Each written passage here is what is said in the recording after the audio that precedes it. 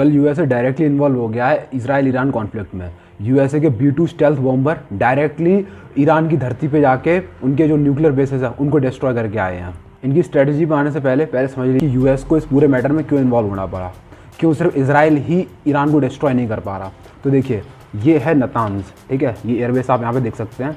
तो यहाँ पे एक जगह है फॉर्दो करके, तो ये पूरा पहाड़ी एरिया है। और दूसरी चीज़ ये है कि ज़मीन से करीब 100 से 150 मीटर नीचे इन्होंने टनल्स बना रखी हैं जिनके अंदर इनके न्यूक्लियर रिएक्टर और बाकी आयतुल्ला खमेनी भी वहीं पे छुपे हुए हैं। तो इजराइल के पास अभी तक ऐसी कोई टेक्नोलॉजी नहीं है जो ज़मीन से 100-150 मीटर नीचे तक डिस्ट्रॉय कर सके। तो इसलिए यूएसए की हेल्प लेनी पड़ी, क्योंकि ये जो टेक्नोलॉजी है ये सिर्फ यूएसए के पास है। ये एक बॉम्ब है जिसका नाम है GBU-57 जो आजकल बहुत ट्रेंड कर रहा है। ये एक ऐसा बॉम्ब है जो कि B2 स्टेल्थ बॉम्बर से गिराया गया है। B2 स्टेल्थ बॉम्बर जिसे नहीं पता, इन्हें डिटेक्ट नहीं कर सकते, ठीक है, रडार में नहीं आते ये प्लेन्स, इतनी स्टेल्थ इनकी है। तो डायरेक्टली जाके इन्होंने ईरान पे अटैक किया है।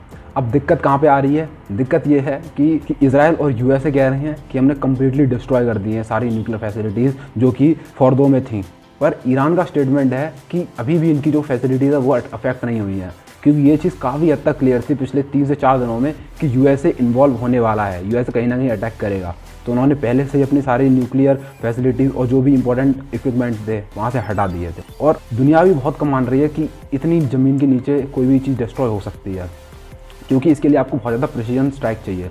सपोज़ करिए ये फ्लैट एक ज़मीन है, ठीक है, अब आपने इसके ऊपर एक बॉम्ब गिरा, ठीक है, अब समझ लीजिए कि इसकी एक जो बॉम्ब जो उन्होंने अभी नाम लिया था तो उसकी कैपेसिटी है 60 मीटर तक डिस्ट्रॉय करने की। तो उसने जैसे मान लो यहाँ पे गिरा, ठीक है, अब 60 मीटर तक उसने गड्ढा कर दिया, तो दूसरा बॉम्ब भी उसी एग्जैक्ट लोकेशन पे गिरना चाहिए ताकि और 60 मीटर गड्ढा हो, तभी 150 मीटर तक नीचे पहुँच पाएगा।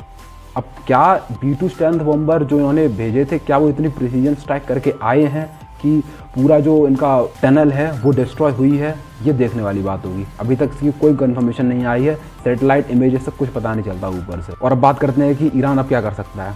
तो ईरान के पास 2-3 ऑप्शंस हैं। सबसे पहले तो अटैक कर सकते हैं इजराइल पे, ठीक है। यूएसए कुछ एयरफोर्स बेसेस, आर्मी बेसेस हैं जो कि इंडियन ओशन में है, पैसिफिक ओशन में है, ठीक है, जैसे ये डिएगो गार्सिया होगा इंडियन ओशन में, ठीक है, इन पे जो अटैक कर सकता है। और तीसरी चीज़ ये है स्ट्रेट ऑफ हर्मुज अगर इन्होंने बंद कर दिया तो कहीं ना कहीं पूरी दुनिया पे इसका इम्पैक्ट पड़ेगा। इंडिया पे बहुत ज़्यादा इम्पैक्ट पड़ने वाला है इसका, क्योंकि इंडिया की 40-50% ऑयल नीड्स को स्ट्रेट ऑफ हर्मुज के द्वारा ही फुलफिल किया जाता है। ऑलमोस्ट पूरी दुनिया का कम से कम 30% ट्रेड ऑयल का, ठीक है, ऑयल और LNG का इसी रूट के जरिए होता है। आप लोग इस मैप में देख सकते हैं, ठीक है, ये पूरा रूट जो है ईरान के पास पूरी कैपेसिटी है कि इस पूरे रूट को बंद कर सकता है ये। तो कहीं ना कहीं सारी चीज़ों के जो प्राइजेज़ हैं वो बढ़ने वाले हैं, ऑयल और नेचुरल गैस के तो ऑब्वियसली बढ़ेंगे। तो इस तरह से पूरी दुनिया से इम्पैक्ट होने वाली है।